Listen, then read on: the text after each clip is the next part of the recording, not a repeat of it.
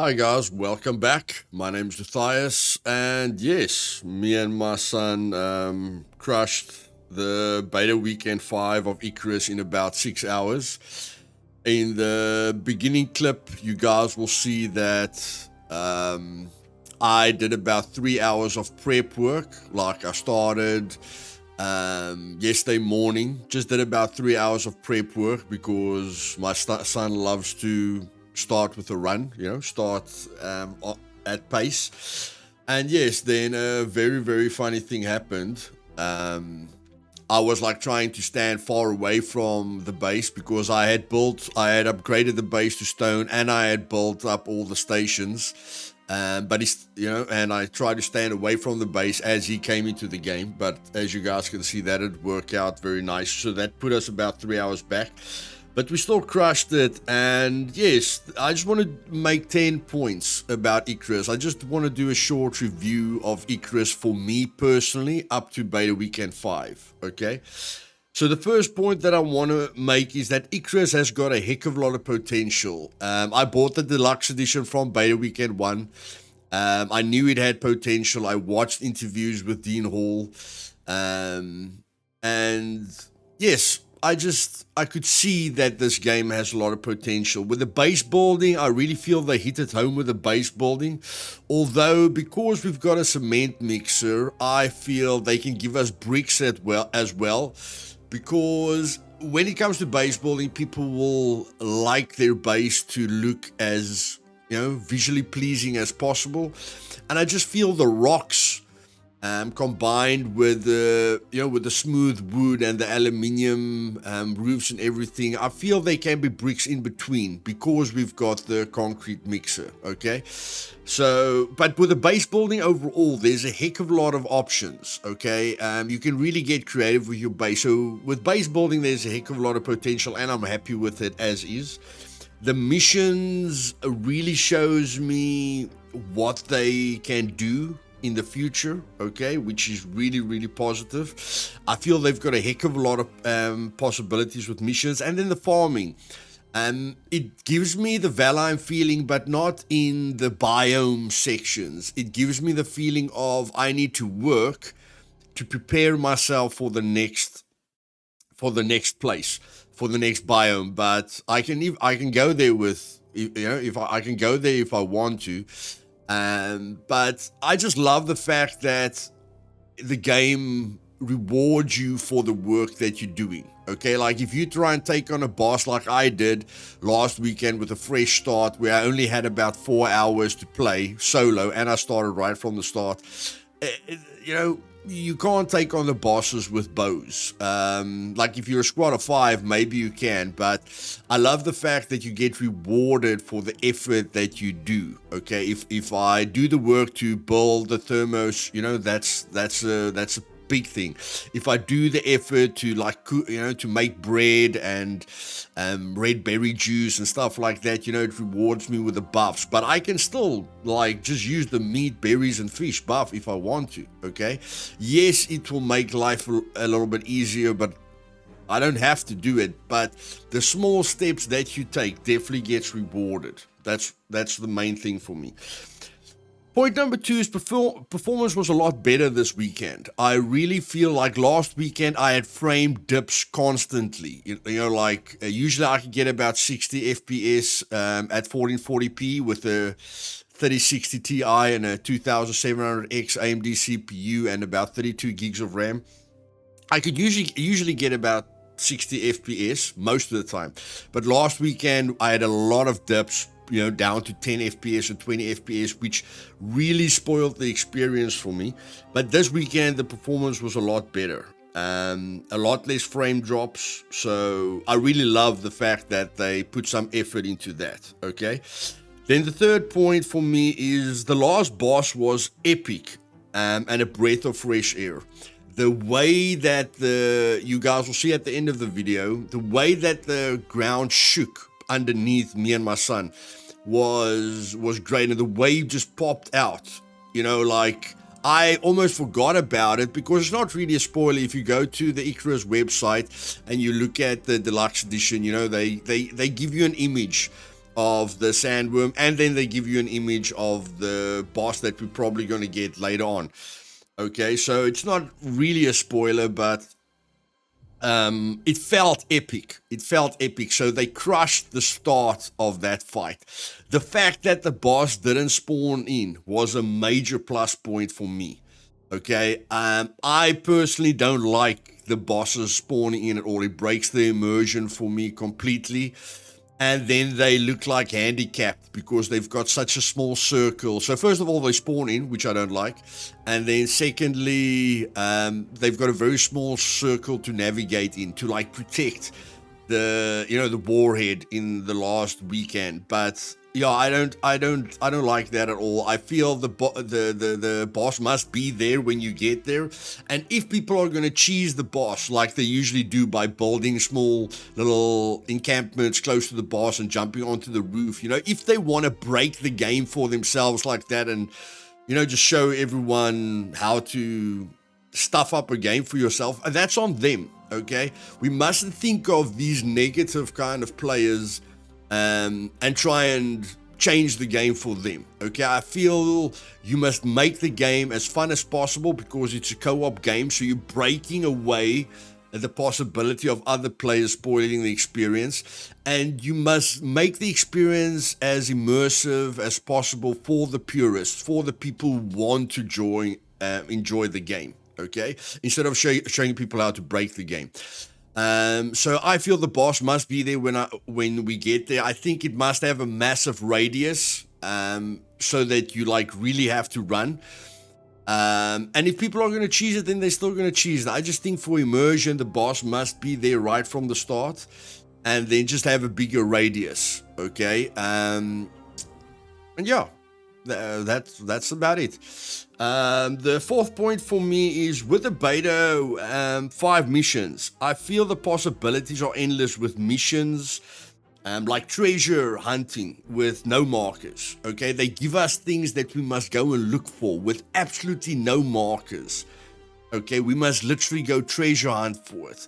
Maybe like they gave us this drill this weekend to get through to the desert.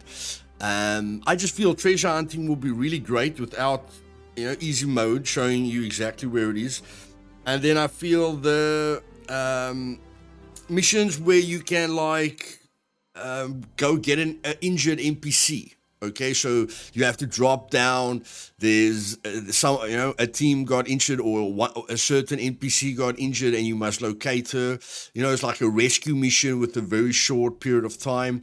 I think they are going to do that because all the missions are easy now. So I think the medium and hardcore is maybe just going to give you much less time.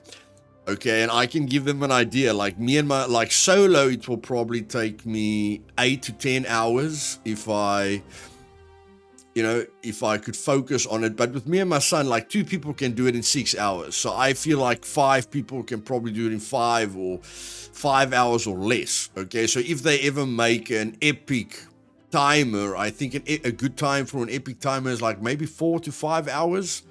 Yeah, I don't know. If they have to take solo into consideration, maybe 8. Maybe 8 to 10 hours. I'm not sure. But we killed the mammoth in the first time. They opened the snow biome. We killed the mammoth in about 6 hours from the start, and we killed this boss in about 6 hours.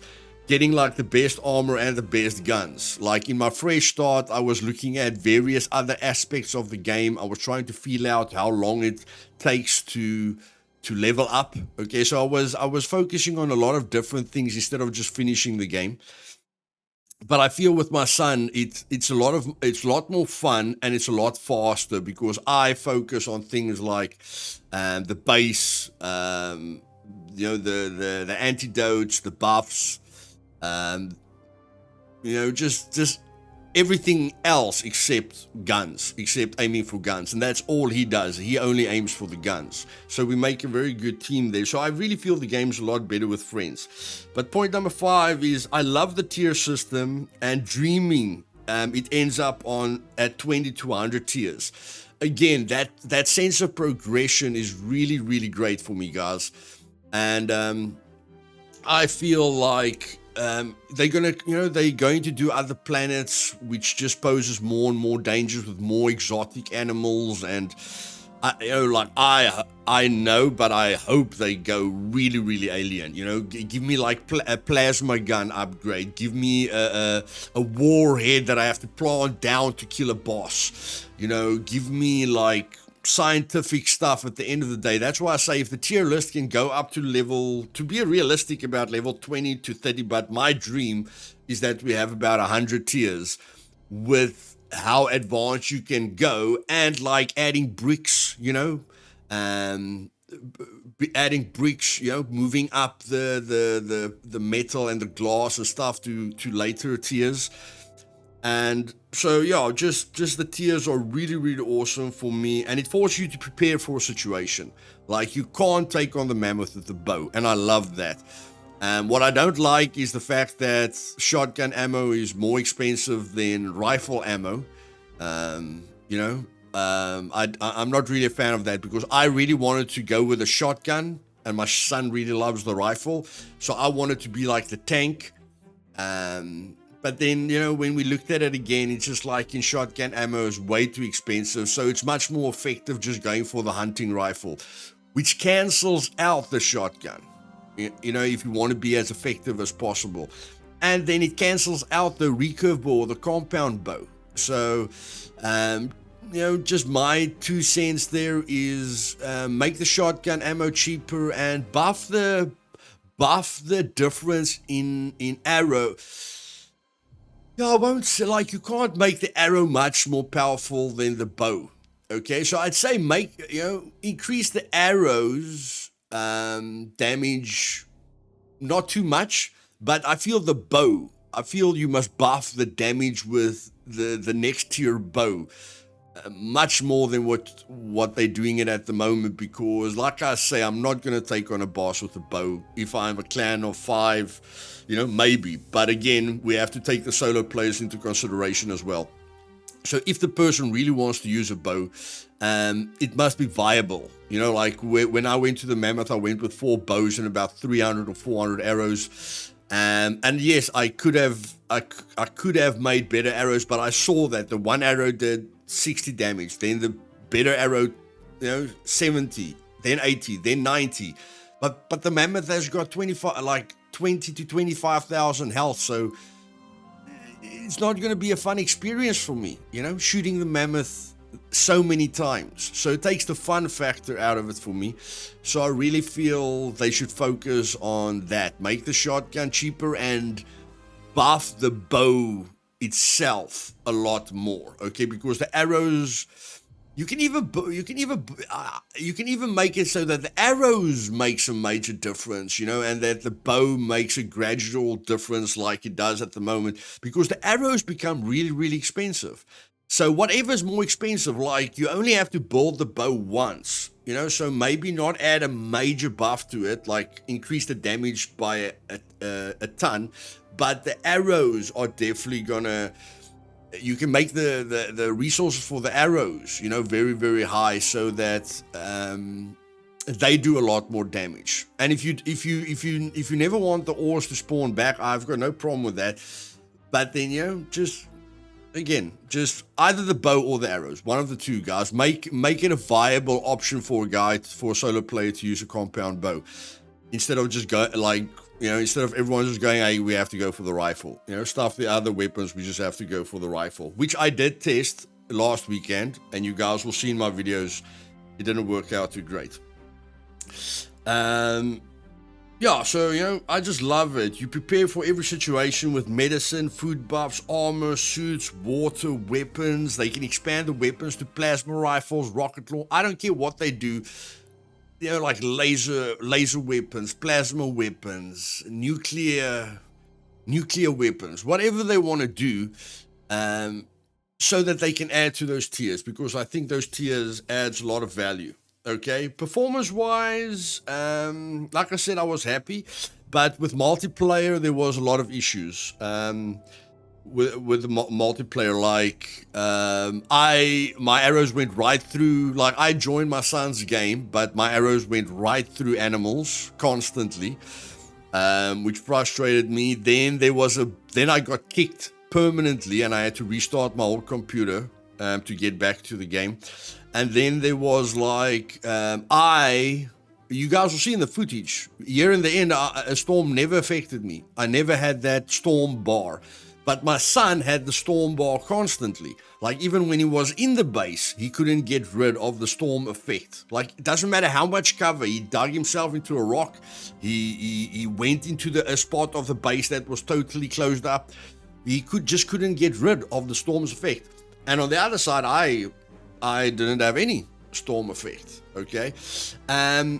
So I think they're going in the right direction with the performance. And just to give you guys a quick rundown of my graphic settings, I've got a 3060 Ti, like I said, with the X2700, but I'm playing at 1440p.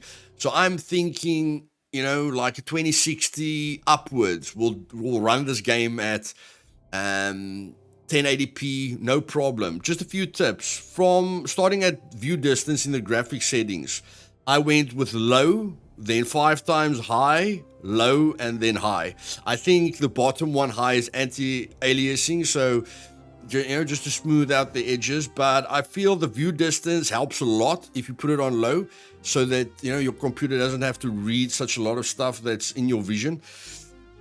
So it's just a lot less things that it must read. So yeah, low, 5 times high, low, and then high. I think I put shading on low as well, not shadows. Or one of the two, okay, whichever one is above anti-aliasing, I put on low as well, okay, but never go to epic, guys. Never go to epic unless you can afford to. But there's not a massive difference between high and epic, so if performance is important for you, stick to high. So yeah, the cope was a bit buggy, and like I say, the opening scene of the boss was epic with the ground shifting, but he felt easier than the mammoth, which bothered me a lot. The speed of the poison traveling through the air, the bullet time was really, really slow. I never felt pressured. I put the damage numbers off, as you guys will see in the video. You can go to your options and put the damage numbers off if that spoilers it for you. But yeah, it's more immersive, but I don't know. I think it's a fun factor. My son had the damage numbers on, and he shouted like when I shot the worm when his mouth opened up. He said I got 1,500 damage shot in there.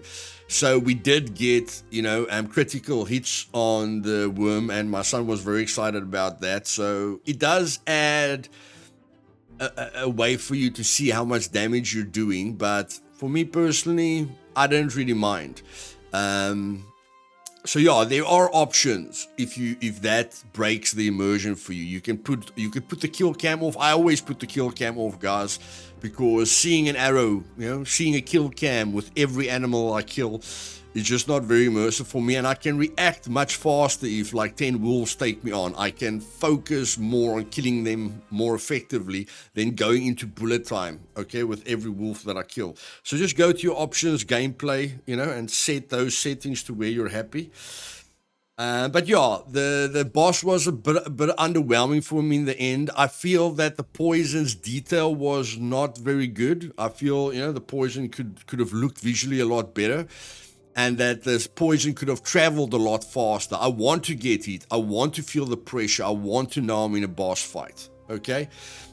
But yeah, overall, it felt good, okay? The other point is, like, again, I did talk about the bosses, okay? So again, don't let the boss spawn in. Me personally, this is just my personal thoughts. You guys can leave likes or dislikes, and then put your thoughts in the comments down below. But please, guys, put your thoughts down in the comments if you played the game. If you haven't played the game, it's very difficult for you to be critical of something that you haven't experienced yourself. So for me, again, don't spawn in a boss. Let the boss be there. Again, when they say, oh, the war red is retracting all the puppets, then even if I've got my view distance on low, okay, every puppet that is spawned in my sight can come running at me, okay? Every animal can come running at me. Okay, so first of all, the boss is already there, and you can say like, oh, if it has a bigger border, then I can just, pull it away from the warrior and then get the warrior very easily. But that's an option for you if you want to play like that. Then do that. But again, you can make it like, hey, this warrior is attracting all the animals. Then let all the animals in the area, come to the warrior to back up the boss that is not alone and to add extra pressure on the player. Okay, there's a lot of things that they can do to make the boss fights more immersive, more realistic, and a lot more enjoyable. Yeah, and then the desert felt underwhelming. There was like almost nothing happened in between. The 50% more water usage was really not that dangerous. I would have loved to overheat a lot more and having to go into shade or having to jump into water before I die. Even that grounded game is coming up with an update where you're gonna die if you don't go into shelter. They can make it the same. If you don't go into water, you're going to die in the desert. Quicksand, you name it, whatever you want to do. It was underwhelming up until we got to the boss, but of course it's beta weekend 4. So overall, guys, I'm very, very excited about Icarus. And I'm excited about the future. I think they need to crush the bugs for now, because that does spoil people's experience. And just if they have to take, I don't care if they have to take longer. If they have to extend the final launch, it's fine with me. Just break the mold like you were planning on doing, okay? And just give us the best game you can possibly give us. So yeah, guys, that's my thoughts on Icarus Beta Weekend 5. Leave your thoughts down in the comments below, and tell me while you were playing the game, what really stood out to you, what was fun, what wasn't so fun. But again, my name is Luthais, this is Immersive Gaming, and yeah, if you like this video, click the like button, and if you want to see future episodes of Icarus, then just click the sub button, boys. I am going to work on a nice complete tips video for you guys. Have a great day. Cheers.